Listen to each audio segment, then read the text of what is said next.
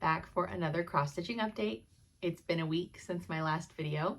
I hope you all have had a great week. I have had a busy week. I don't have as much stitching as I'd loved done, but I did get some done, and that's just okay. It's just one of those weeks. I've attempted 3 times to start this video.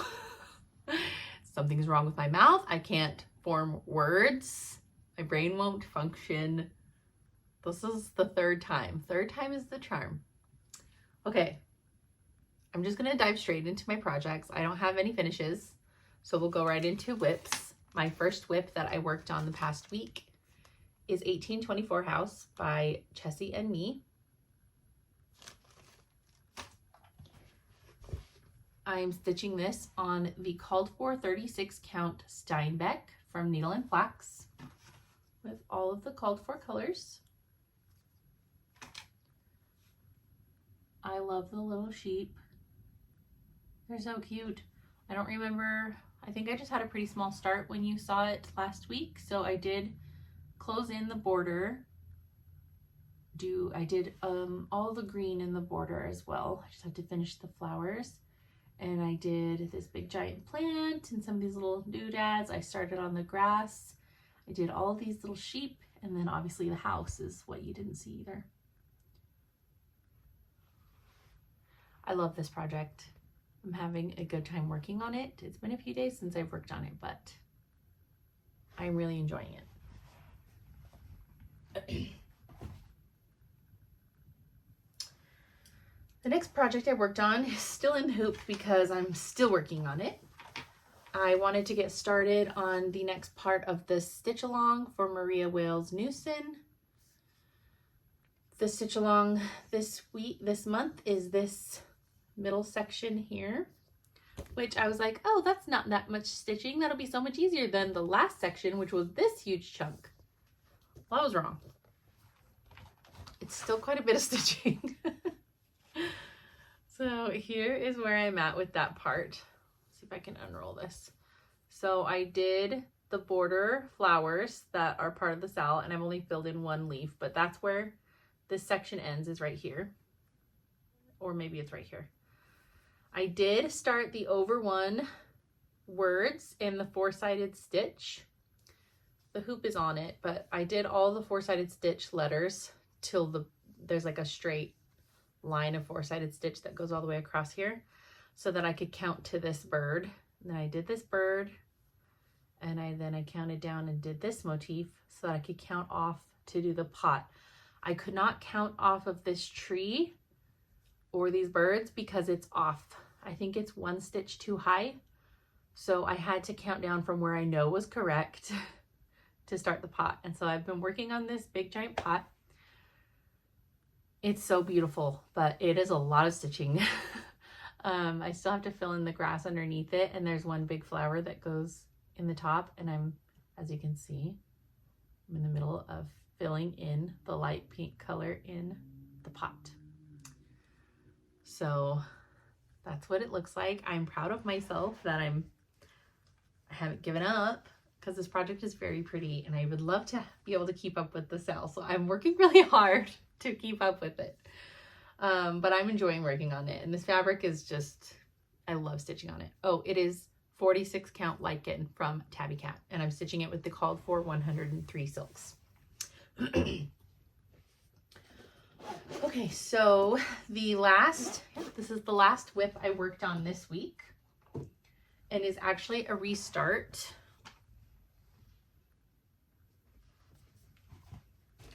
So I don't know if it was my last video or the video before. I talked about restarting the Rose and Crown, which was the exclusive Hands Across the Sea kit in the Hobby House Needleworks holiday box this year. I had started it on the called for linen, which was 46 count pyrite from Cedar River Linen, but the linen was very weird. It was very thin. It was extremely hard to count and to see. And so it was very slow to stitch because the threads were extremely uneven. So I decided I was going to restart it. So I did end up restarting it. And what is this? I restarted it on, sorry about the lighting. It is extremely cloudy and windy today, so it's just going in and out. I restarted this on 40 count cream and sugar from Fiber on WIP. And I already have the entire border closed in, a lot of the border berries done, and I started a motif. Like, that's how much easier this was to stitch on than that fabric that came in the kit. It was awful. So I'm glad I restarted it because now I have happy feelings attached to it, and it's really not a humongous piece.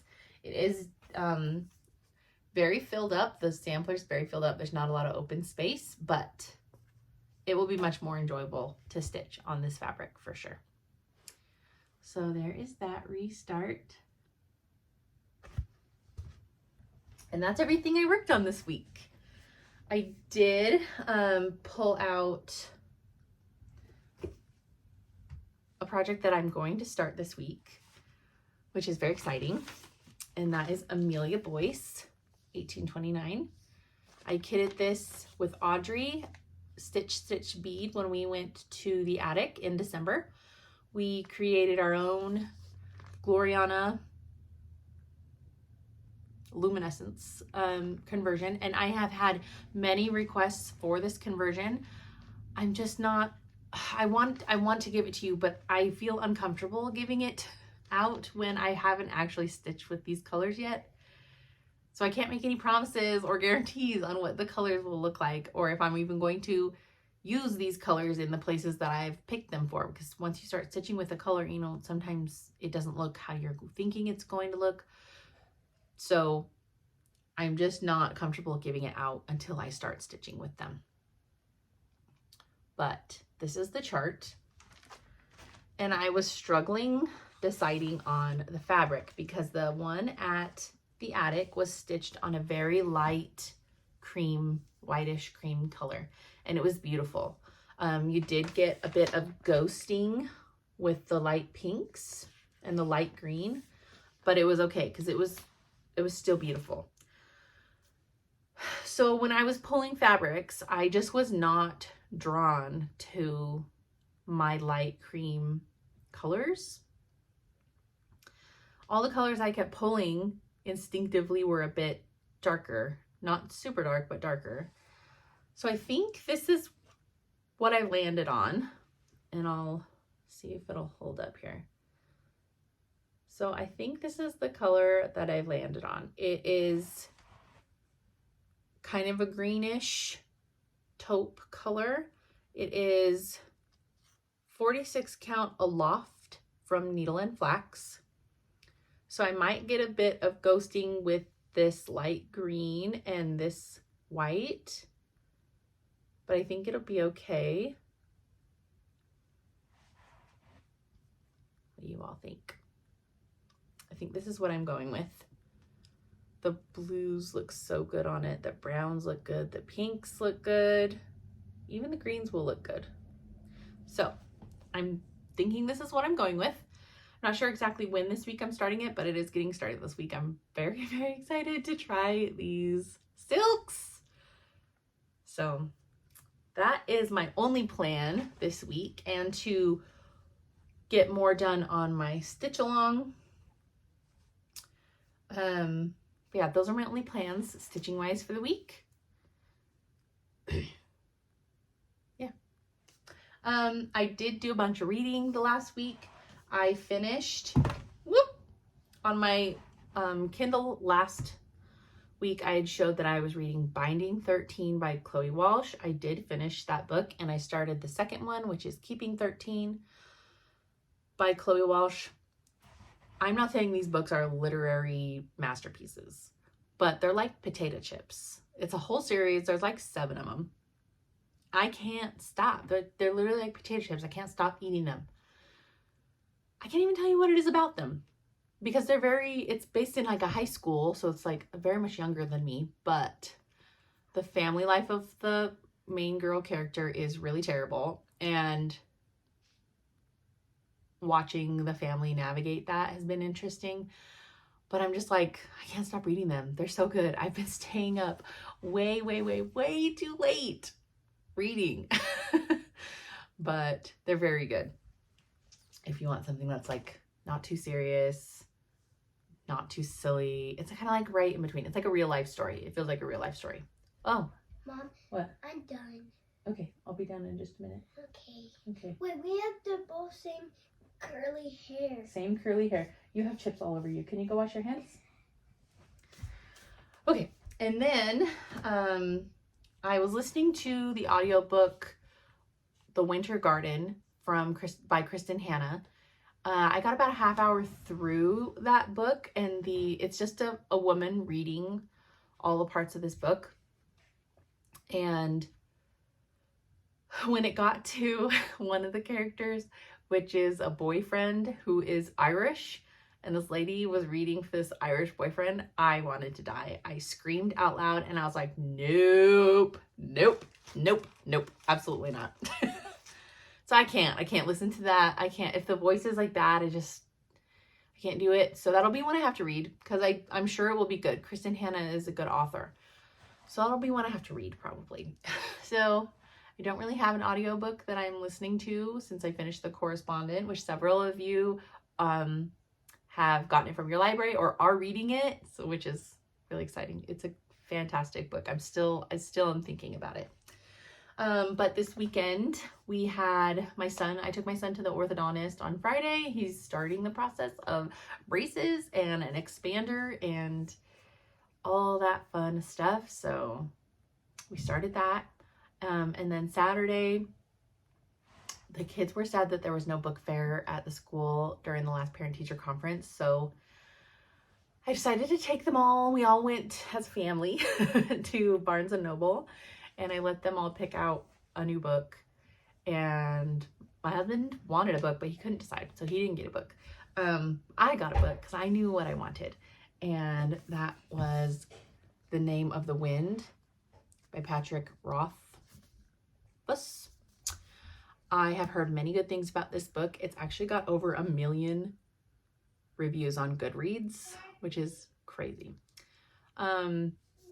So I did pick up this book and I started it. I'm not too far in because we had company come over while I was reading. I'm only a couple chapters in.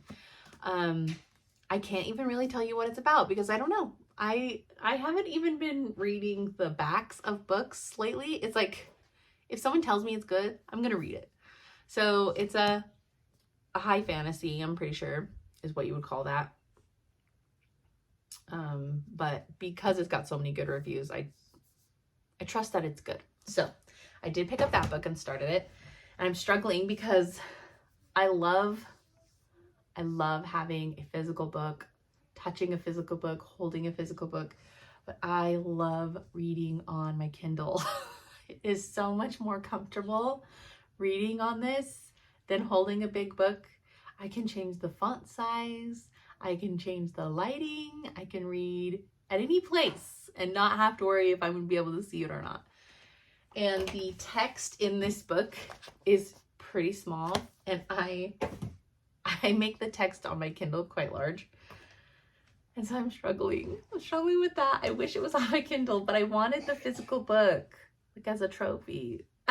It's so dumb, but anyways. So those are the books I've been reading. Shows I've been watching. I did watch the Cult of the Mormon Housewife, I think is what it's called. It's a 3-part docuseries on Hulu about Mary Cosby, the pastor, owner of I can't even remember what her church is called in Salt Lake. It was very interesting and disturbing, really disturbing. Makes me look at Mary very differently, for sure. Kind of icked out by her right now. It's a good thing that season is over. But, so I did watch that. You should go watch it if you watch Real Housewives of Salt Lake. It was very interesting. I still need to finish Heather's docuseries, Surviving Mormonism. I did start that. I need to finish it.